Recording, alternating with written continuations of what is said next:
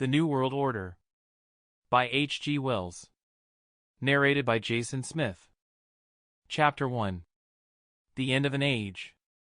In this small book I want to set down as compactly, clearly, and usefully as possible the gist of what I have learned about war and peace in the course of my life. I am not going to write peace propaganda here. I am going to strip down certain general ideas and realities of primary importance to their framework, and so prepare a nucleus of useful knowledge for those who have to go on with this business of making a world peace. I am not going to persuade people to say yes, yes for a world peace. Already we have had far too much abolition of war by making declarations and signing resolutions.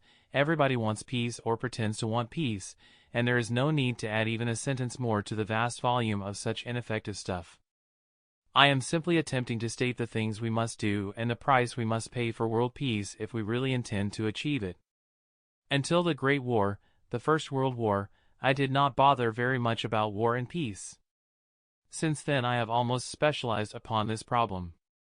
It is not very easy to recall former states of mind out of which, day by day and year by year, one has grown, but I think that in the decades before 1914 not only I but most of my generation in the British Empire, America, France, and indeed throughout most of the civilized world thought that war was dying out.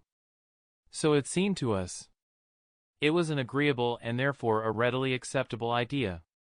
We imagined the Franco-German War of 1870–71 and the Russo-Turkish War of 1877–78 were the final conflicts between great powers, that now there was a balance of power sufficiently stable to make further major warfare impracticable.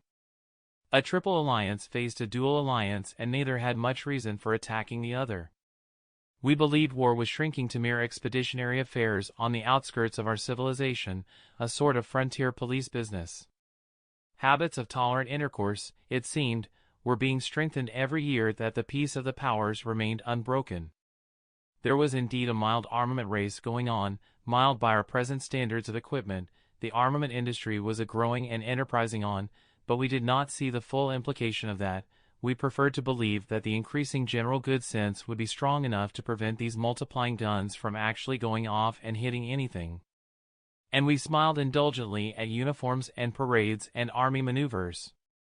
They were the time-honored toys and regalia of kings and emperors. They were part of the display side of life and would never get to actual destruction and killing. I do not think that exaggerates the easy complacency of, let us say, 1895, 45 years ago. It was a complacency that lasted with most of us up to 1914. In 1914 hardly anyone in Europe. Sample complete. Ready to continue?